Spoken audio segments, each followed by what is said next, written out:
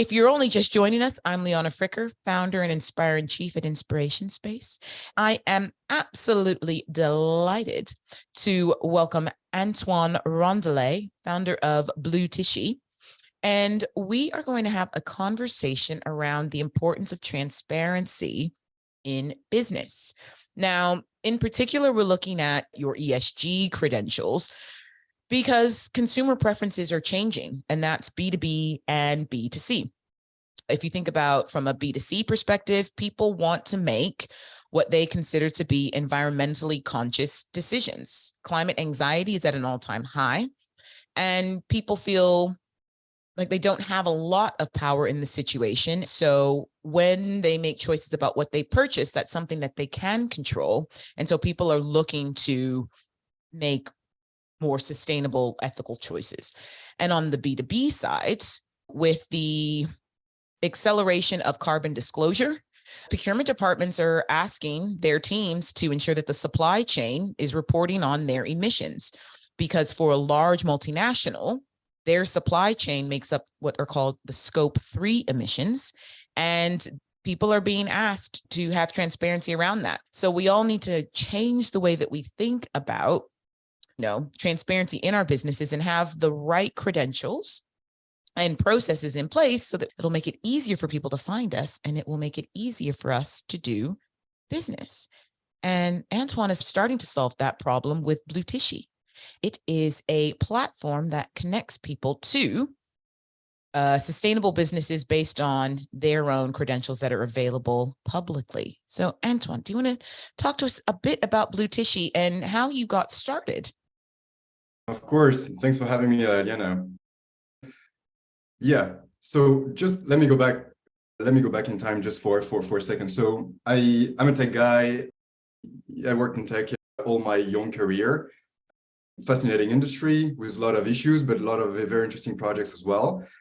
But I found that something was missing in my day-to-day job before. I used to work in a fintech. That was an amazing project. I really love it. But I've always been very worried about climate. And I'm pretty young, so I'm gonna feel climate change. Like my kids are definitely going to feel it for sure as well. And so I've decided to put my tech skills at work to try to mitigate the climate crisis. And something I firmly believe in is the power of people. We are living in a consumer economy. So in fact, we are the economy. If you and I stop consuming, there's no economy anymore. Of course, I'm not suggesting we should stop consuming, but what I'm just trying to highlight is the fact that our consumption decisions make the world we live in. And so having said that, I've decided to start this company called Bluteshi. And by the way, Bluteshi, the quick story behind the name is we are the Blue Terra Shield. And because Blue Terra Shield is a little bit of a long name, I was like, okay, let's try and find a name to kind of squeeze it in one word. So I was like, okay, let's letters from all these 3 words and put something shorter. So it's Bluteshi. And our commercial product is called Ganddee. And we want to empower people to discover sustainable businesses. And again, why Ganddee? Because it's borrowed from Mahatma Gandhi, be the change you want to see in the world. We can all be the change we want to see in the world. In fact, we just need to be slightly empowered to do so. So yeah, what we do pretty much is we crunch the data. There's a lot of data around. There's a lot of certifications. There's a lot of companies communicating around how sustainable they are, etc. So what we do is, because we are in the middle of a trend around sustainability, and everyone is going to say they're sustainable, ethical, eco-friendly, earth-friendly, whatever they come up with, we cannot just simply trust businesses' claims, because it's wild out there, and everyone is claiming that they are role models while we know they aren't. So we crunch the data. We look at everything we can possibly find online to aggregate it on Ganddee. And we launched something called Ganddee Maps in London, which is a Google Maps equivalent that only lists sustainable shops. And there you can actually see, details, and you can see all the data we aggregated about shops and why they've been listed there. So if a shop is listed, it's deemed as sustainable. And then you can see why. So you can see, I don't know, it's certified by XYZ. You can see that they are vegan, and you can have a link to their vegan menu. You just see why they are listed. So we add some transparency that's currently missing. And just one final thing I note there is that, I said, we're in the consumer economy. That's fine. I don't want to manufacture my iPhone, right? I don't even know how to do it. So if we were all supposed to be the producers of what we consume, like we wouldn't be anywhere. But I think it's quite important to highlight the importance of transparency here is that it's a double-edged sword when you live, when you consume things you don't produce. On the one hand, like that's amazing because you can consume things you would otherwise not be able to. However, not being the consumer of what you produce means that you're not exposed to first the inconvenience of manufacturing what you consume. If I had to build an iPhone by myself, which again I wouldn't be able to, but let's just assume, I surely wouldn't change my phone every year because it's so inconvenient. So you build it and you're like, okay, it's done. I'm just gonna use it until it dies, and even if it dies, I'm gonna repair it because it's so inconvenient. And second of all, when you're consuming things you do not produce, you're like facing a smoke screen because you're not directly exposed to the environmental impacts of the goods you're purchasing. And when you have such a divide, such a kind of like a big gap between consumer there and producer there, then this is what I meant before. It's a wild world. Like you have like marketing agencies, PR functions, etc. I'm not trying to demonize anyone, but I'm just saying that then you have a gap and people are going to feel it and they will say, oh, we are the best, we're the best. And you don't really see what's on the other side of the wall. So this is why really transparency is a big fundamental thing to improve on. So hopefully that gives a little bit of a like background and context around why I've decided to start Bluteshi, and especially Ganddee, the platform that tries to contribute our humble kind of contribution to making a more transparent link between what we consume. That is such a good point. And I love the way that you've articulated that because it is so true. If I had to make my own iPhone or my own clothes or anything, I would not consume in the same way that I'm able to consume now because it would just be so inconvenient. It would be impossible. I would cherish and I would love, I would be so proud of it. I would wear the thing until I couldn't repair it anymore, until it became completely and totally irreparable. I've done everything that I can and I've exhausted all options. And we don't consider consumption in that way. And we really need to. I love that point. So I want to show us Ganddee because it is really quite cool. When I first saw it, I was like, oh my gosh, I've been looking for something like this forever. Because it's difficult to find the information that you need to be able to shop ethically. And so we've got this here. Now, can you talk to me about how it actually works? Not the tech behind it, but when I'm going onto the map, what is it that I am seeing here? Sure. So just first line of disclaimer, this is a beta version of the project. We're working on some interesting things for the non-beta version, but that being said, what do you see there? We are only in London for the beta. So we are using London as our own lab. Why? Because we're based in London, but we're going to come to other cities. So if you're listening from somewhere else, don't worry. So what do you see? Lots of shops that are like sustainable in London, all for different reasons. And so you can see different logos, right? You have a t-shirt here, you have a coffee cup here, like you have a globe, and these simply represent different business types. So if you have a t-shirt, it's a clothing store. If you have a fork and a knife, it's like a restaurant. And if you click here on details, you can see that, okay, this shop isn't certified. We didn't find an impact page where they make like pledges on their sustainability approach, etc. And you have a link to their website. So if you click on Allbirds or another one, then you will see, for instance, Allbirds, the one that comes to mind because it was just right nearby. And now you can see, okay, this one is B Corp. So you can click there. And if you click, you land on the B Corp directory. Why? Because again, it's so easy. You can just go and you take a screenshot of the B Corp logo, put it on your website. Like, how do I know you're really certified? So I need to check in the registry of B Corp to make sure that, hey, okay, these guys have put their stamp on you. And so we do this for all shops. So we look at lots of certifications, 1% for the planet, B Corp, like you name it. We look at a huge set of certifications. Here you can see they have an impact page. So if you click there, you can see like where the details are mission, the sustainability things, etc. Like here are sustainable practices. And why is that important? Because that builds some sort of accountability. If you're a like a shopper, and you say, I want to go there. I'm going to read what their sustainability pledge is or what their mission is, and you read, and you land on a webpage where they say, I'm not talking about Allbirds in particular, but more like a brand, whatever arbitrary one says, we are the greenest ones. We deeply care about the planet. And you visit their shop and plastics everywhere. That they let the door open in the middle of winter, so they are like eating the outdoors. Then you can be like, hold on a minute. These guys are telling me something that didn't match at all with the reality. And then you build some accountability. So even if this is self-asserted claims, like we are, it's still quite important to get this out there in front of the eyes of consumers for consumers to know what to expect. So in short, on Ganddee Maps, what we do is we look around a whole kind of like sorts of data sets, which are very segregated and like complicated as a consumer to access to.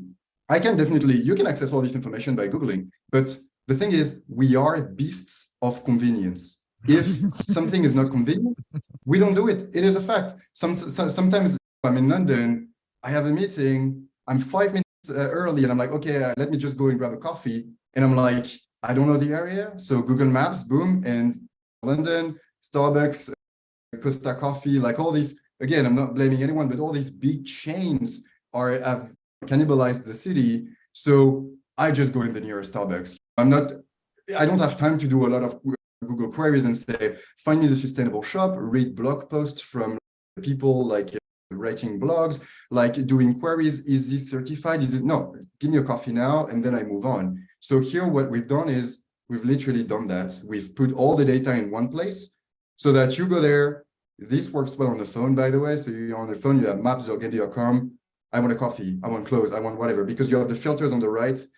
You can click on the tiny like filter logo on the right to select what type of things you want to yeah, this one. So here you can say, I'm in London, I want coffees, boom, you say that, and then you have all the other, so you just need to close like the tab. So here what you have is all the places selling coffee. So this is why you also have restaurants, because some restaurants will be providing you with coffee. And so here you will see they are 1% for the planet certified, etc.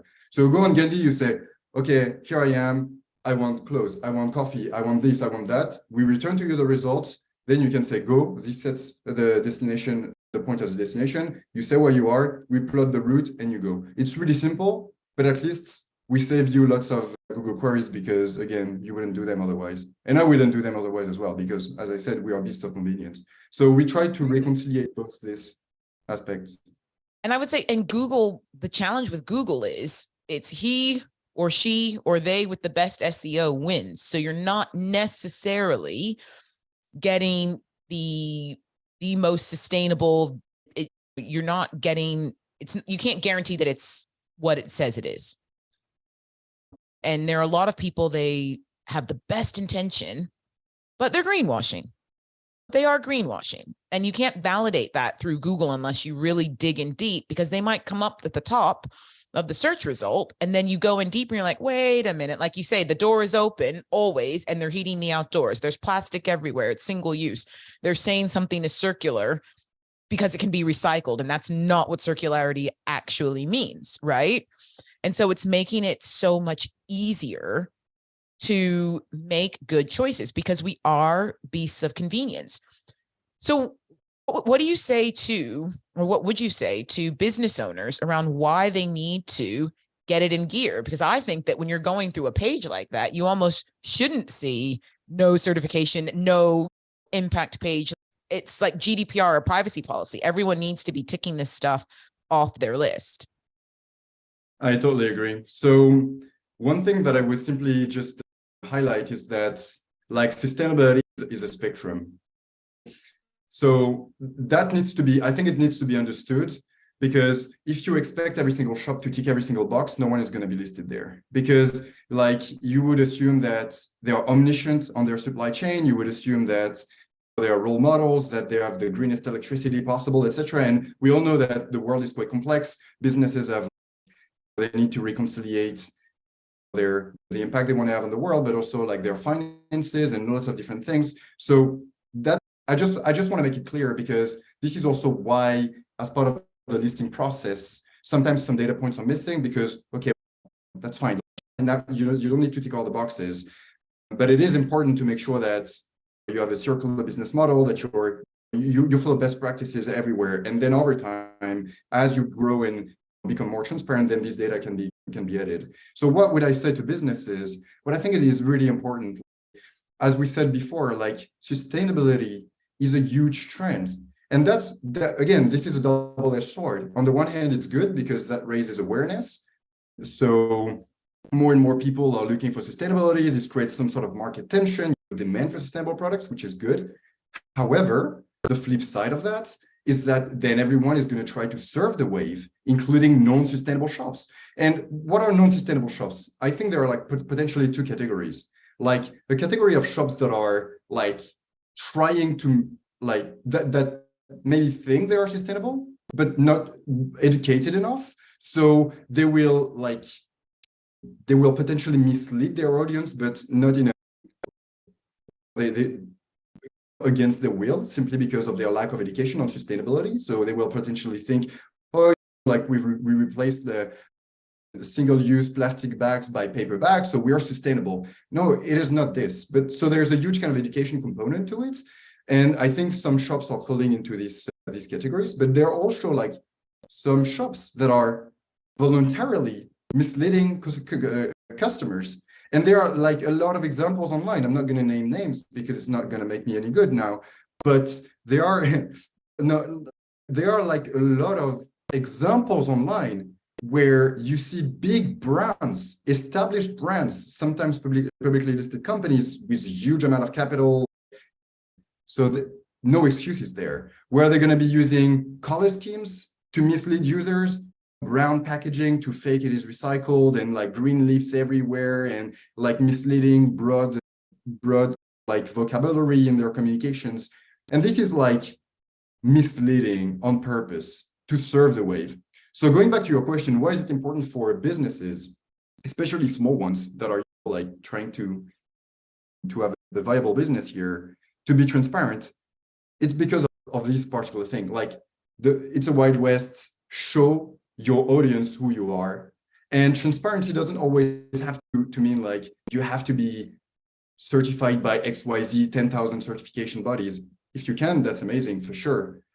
But it can be as simple as being transparent with who you are, why you started the business. Write a mission page on your website. Tell us about your values. Tell us about who you are. That way, again, you build some sort of like personal relationship with your audience, and they know what to expect. They know why you started the project. And when they visit your shop, they can match expectations with kind of promises. That's the first step. If you're a restaurant and you try to be vegan for potentially many different reasons, we all know that meat consumption needs to be, especially red meat consumption, needs to be lowered. Great. Put a link to your menu online. Don't wait for your customers to come and put it online. Put it online yourself. Make sure it's always up to date with your menu. If you make any changes to the menu, it's okay. Take a new picture, put it online on your website.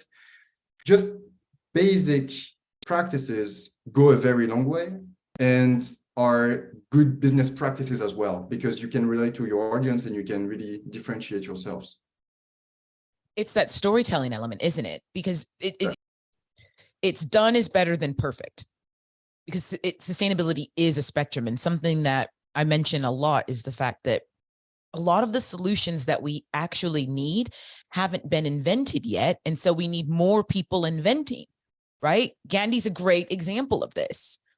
If I've been looking for something like this for a really long time, because I'm trying to do my best to shop sustainably, but oh my gosh, I'm not trawling through everything and I don't trust Google. So we need more entrepreneurs creating the solutions. And that means that we have to be okay with the idea that the solution doesn't exist yet. So it's not us, it's the imagination. And we need to motivate and inspire more people to use their imaginations to create the solutions that the rest of us really want and need. We can make better decisions. And on the greenwashing, I think that's something that really does irritate me in particular. So if you ever try and create a graphic or something on Canva and you put in sustainability, anything like that, it's all those kinds of images. You cannot create any artwork around sustainability that is not like in a field. And I'm like, but I'm not talking about being in a field. I'm not talking about a wind turbine. Why are these the only images that I can access when it comes to having this conversation? It's almost like we end up greenwashing by default. And something that I'm really aware of is the use of language like eco-conscious, eco-friendly. If I see that, I run a million zillion miles. It immediately is a red flag. I was having a conversation with someone else, and I was saying, this is where I think it starts to get really interesting when people are worried about AI and Chat GPT, because I think in sustainability comms in particular, your job is safe. Because if you've ever tried to write anything related to the environment, it is a greenwashing nightmare. It's eco-friendly, eco-conscious, eco this, eco that. And I'm like, ooh, ChatGPT, we need to send you on a training.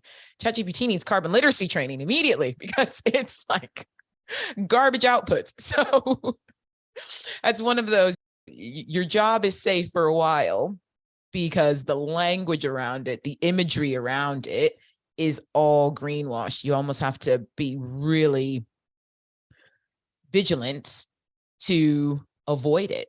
So what other advice would you give to founders, in particular people who are maybe in the service industry, around how they can use accreditations to avoid greenwashing and to create new opportunities for themselves?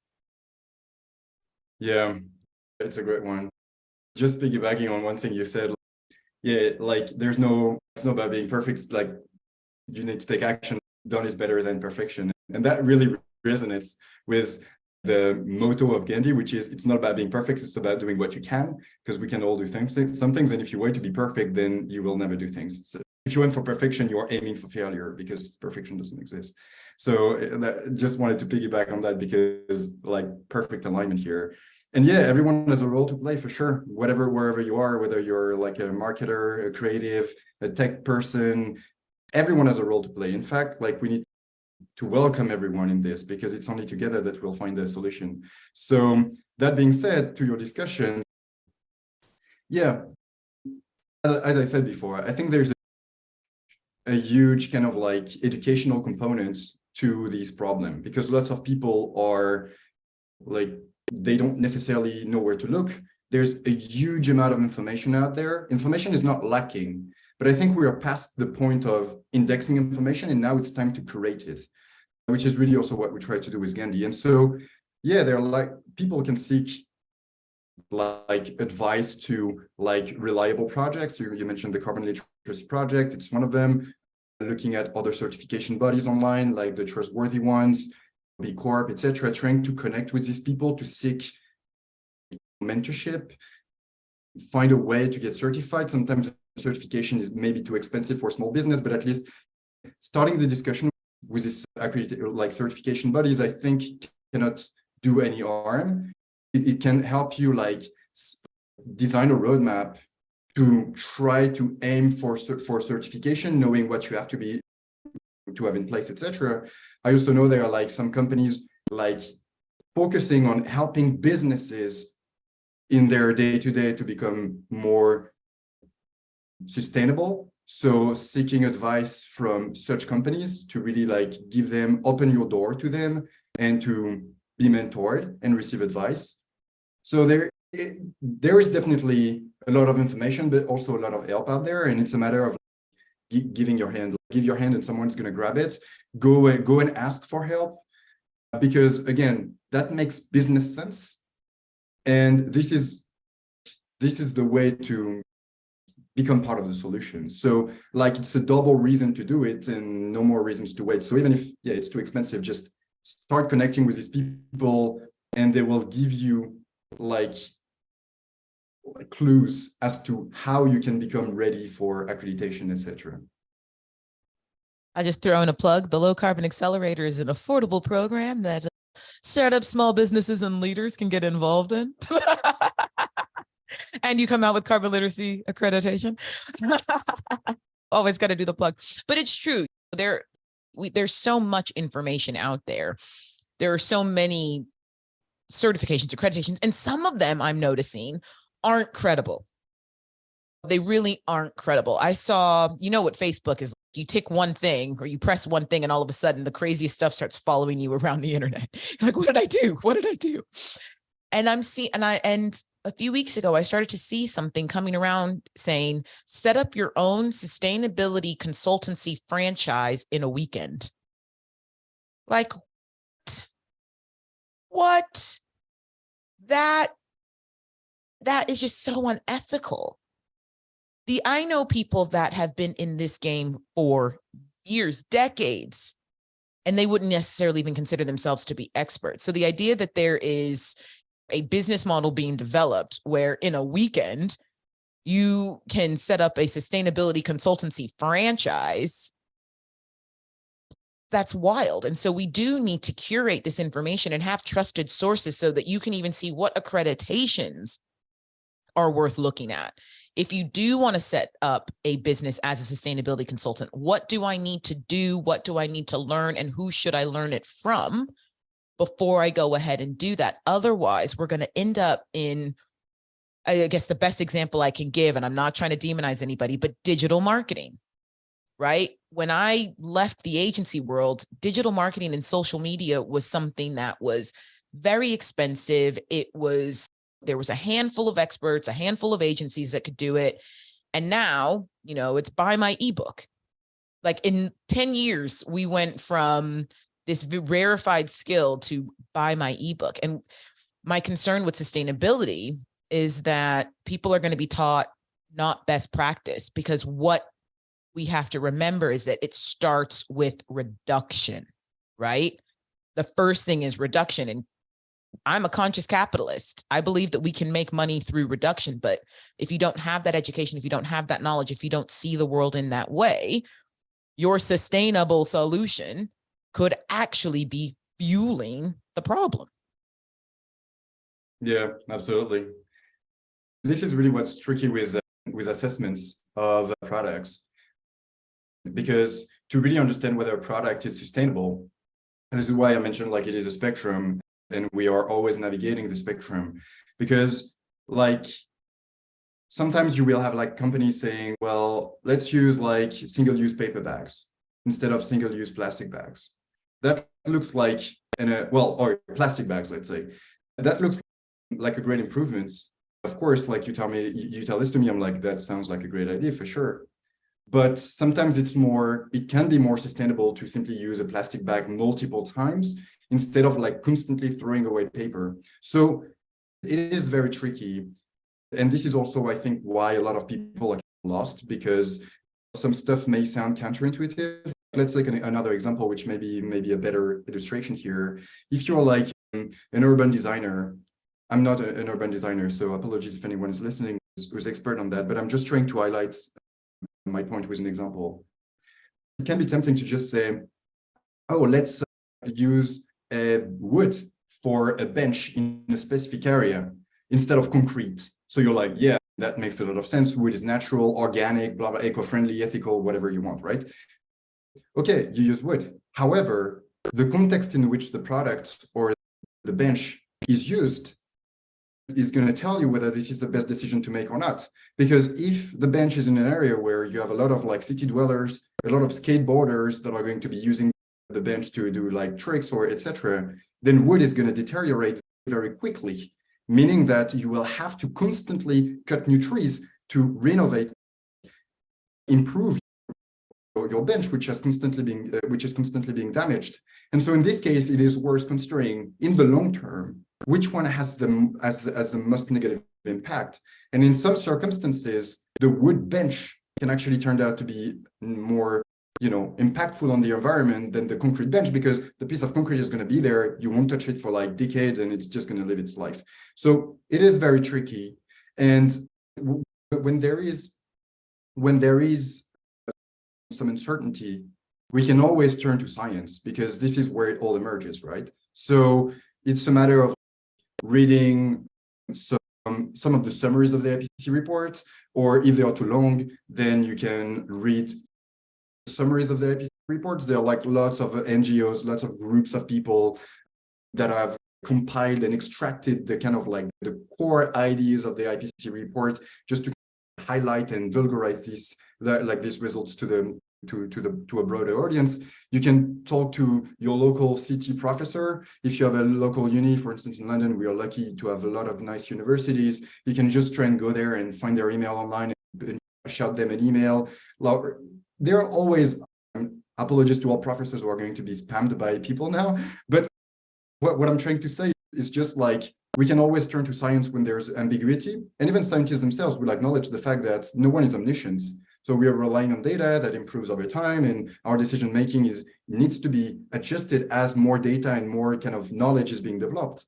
But I think it is like a same thing to do, instead of relying on marketers and again, not demonizing marketers, but instead of relying on the claims of a big kind of corporation who has a huge kind of skin in the game, etc., and wants to really make money because they are in the business of making money, then maybe turning to science, which has a different endeavor, and seeking advice there. So yeah, turning to legitimate certification bodies. We mentioned a few on this call already.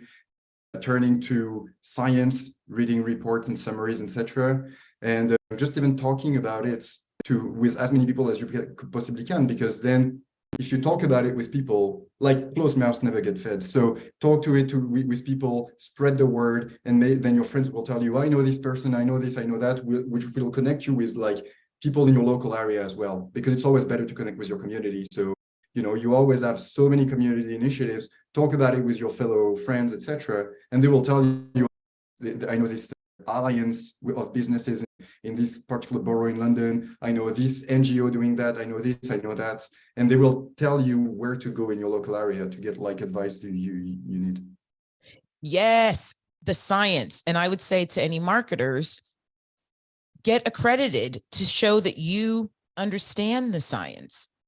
And it makes it so much easier, because I know, like, recently I've been looking for writers and this and that. And I've said, I'm looking for someone who's carbon literate, certified by the Carbon Literacy Project, because I trust that you understand the science, not deeply, and you're going to go work as a climate scientist, but you understand the impact of emissions. You understand what circularity means. You understand how to frame the conversation, and you understand that this is about climate justice as much as it is about climate change. And then I don't have to worry that anything that you create on our behalf is going to be inaccurate or greenwashed or whatever, because like you say, like that science, it is what it is. And whilst it is continuing to change as we know more, it's something that I have faith and trust in. And that makes it easier for me to have faith and trust in others. Yeah, and there are like lots of initiatives as well. I forgot to mention it, but like Climate Fresk, for instance, it's a great initiative as well. You can go there as an individual, not necessarily as a business. But again, this is like, we are all on a journey. We are all on a journey, and there are like lots of initiatives that allow you to get started there, and then you can get connected. You can figure out where your next steps really are on the learning journey. But there are like even things like Climate Fresks that are in many cities around the world. You go there, you can learn for like 3 hours around like climate, the consequences of like climate change on our lives in general. And then you can talk to people there. So there are like a huge amount of initiatives. And I would invite anyone who doesn't really know where to start to even reach out to me. I don't know everything, but I can just provide indicators and sell to people. There are like some of these cool, legitimate projects you can go and talk to. And again, as I said, sometimes just posting something on LinkedIn, hey guys, just starting a new business, really interested to become more sustainable, not exactly sure where to start. Anyone in my network can advise. This is what I mean by closed mouths don't get fed. Talk about it, give yourself a chance to be exposed to your next move, and seek help. And seeking help, you can target your help by going to a certificate, to a specific entity and say, I like you guys, I want you guys to help me. But you can also broadcast a message and hope for someone to come and give you their hands. Most of the time, I think people will do it. And if they don't have time, they will give you indicators to put you on the track. So yeah. Closed mouths don't get fed. I love that, because I find that a lot of small businesses are really sustainable. They just don't know it, and they don't have the language to articulate it. And they've been sustainable the whole time because they're bootstrapping. They can't go and buy raw materials to make leather handbags. They've always had to use offcuts, but now that's sustainable. It's like, yeah, you've been doing this a long time. You just didn't realize it. And I find that really exciting. So I just want to touch on, before we close our circle, and we'll probably have another conversation about this at another time, is what role does technology have to play in the transparency process for the whole ecosystem, really? Wow, this is a Pandora's box. Okay, let me try and structure my thoughts here, because I can really get started in 2,000 directions. To be honest, like, we live in a world where technology is like prominent. It's everywhere. We simply use technology in whatever we do in life today, for better or for worse. This is a topic for another day, but this is a fact. And so given that as a fact, like, we have a technology can definitely be used for good. I genuinely believe in genuine technology and impactful software, which is really what I'm trying to work on. Impactful software, like with a positive impact, obviously. Because as I said, like, there's a lot of information out there, and our human brains cannot just process like the internet in terms of information. And we like, technology is great for that. So we can definitely use it to try and aggregate a lot of data, which is very segregated across different places, extremely hard to digest as a human into one specific place to make our life easier. We can use data visualization to extract trends from complex data sets in a way that are easy to understand for us. So this is good. Data scientists have been doing this for a while, but this is really good also for communicating with the broader audience, with the public who are generally interested. We can extract trends from complex data sets to show it to them. But really what I think is important is to also be, like, for tech companies to try to be also more transparent, in the sense that data can always be twisted. There's no such thing as a neutral thing. You can always twist some things in one way or another. And so you can take data and say, oh yeah, trust us. We're like super well-known data scientists. We know what we do. Here's the result. Here is some trends extracted from the data set. But if you don't have access to the data in the first place, you can't really know if people have removed the problematic data points, if they have twisted the data, if they have done any transformation, etc. So we always need to accept some results as they are, because trust is a fundamental part of our society. Without trust, we wouldn't have any business. Sometimes you need to shake hands and to get the things going. If you were relying on like everyone being malicious, you would need to have a contractual agreement with every single thing you do in life, which would not scale. So trust is inherently important in our society. But I think it is important for tech companies to be more transparent with regards to, again, like their mission, try and be more transparent around like be more honest and transparent around like the environmental impact of their infrastructure as well. You know, lots of companies are communicating about the fact that their data centers are net zero, but can we talk about the embodied impacts of your data centers? Because again, I'm not blaming anyone. We live in a very complex world with very complex supply chains, etc. So that's okay, but be honest. Just draw the line between what you do and where you can improve. And I think if you do that, again, you build trust with your audience, because then they will look at you as not someone who's trying to mislead them, but someone who's genuinely honest. When you say, oh, we are carbon neutral, that's great. We have solar panels, we have like wind farms, that's great. This is the energy component. Now, your servers are made from rare earth. You have like data centers the size of cities. Like, this is physical things. This is the embodied impact. And I feel like sometimes a lot of companies are trying to swipe it under the rug and forget about it, and etc. So it's a bit of like an unstructured answer to your question, because there's a lot of things I would like to say on this topic, but I think technology is there to stay. We live in a technological world. This is a fact. So like, we can definitely try to use it to make our life easier, build a path of least resistance to make to welcome everyone in this kind of new sustainable world, grounded on data and on facts and not on promises and on just greenwashing. But there's a lot that can be improved for sure. Yeah, I'm sure after the call I will think about 10,000 things I could have said, but that's probably what I'll leave it now. Yeah, we'll have another conversation on green IT because I'm blessed to have a 12-year-old who is obsessed with computers. And he's the one who educates me a lot on GPUs and CPUs and how much, like with the GPUs in particular, between all of the blockchain and crypto mining that's happened over the last especially the wave over the last 2 years.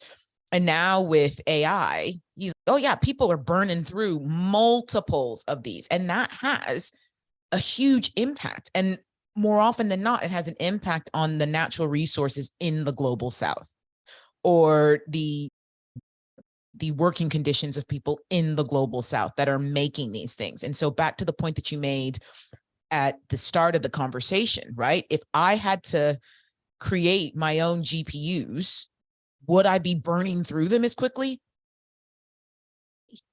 No way. And so even just bringing that language into the conversation is so helpful for people, because unless you also live with a 12-year-old who is obsessed with technology and literally talks your ear off about all of these things, you're like, oh, yes, dear. Yes, dear. Okay. You would never even understand even the term cloud. It sounds so light and clean, but in reality, it's not that at all. Yeah, exactly. The cloud is just a boring building with lots of cables, lots of servers, lots of noise, and people running around with servers in their hands pretty much in racks. So yeah, but one thing I would say though is, I'm a tech guy, so obviously I'm very interested in technology for many different reasons, but sometimes I feel like I think technology is important as a role to play for sure, but something I often say is technology is a tool, right? No matter what technology we're talking about, it is a tool in a toolbox, but the toolbox doesn't have one tool, it has many tools. So sometimes I feel like people have a tendency to focus on tech as almost like the universal tool, but the thing is, when you have like a hammer, everything looks like a nail, so you want to use technology and you build layers of technology talking to each other. Sometimes like boring tech or is the most efficient one. You don't need to have crazy IoT AI on the blockchain that does this. Keep it simple. And sometimes it's a matter of using what already exists. So when it comes to the climate crisis, I feel like there's a lot of focus on the future solutions. Oh yeah, that's fine. We'll find a way. We'll find a way. It's like you jump out of a plane without a parachute and you hope to make it before you land, right? You're like, no, that's fine. We'll find a solution. Someone said that. I can't actually credit the person who I heard it from, but I really like this example. And yeah, that's something I would just say with the tech industry is just sometimes there's a lot of self-referential things within the tech industry where tech people look at tech to find problems that sometimes are created by tech to solve other problems, and it's not always the way it is, because we need to know two things, like digitalizing everything comes with a huge environmental costs, because the chips we are putting in everywhere, even like the tiny electronic components we put in our bulbs and everything, the smart bulbs that are sending IoT data and stuff, like these are very expensive environmentally to produce. So more tech also means more problems. There's a huge issue around like the EV supply chain. There's a huge issue to get like the materials needed to manufacture the batteries, etc.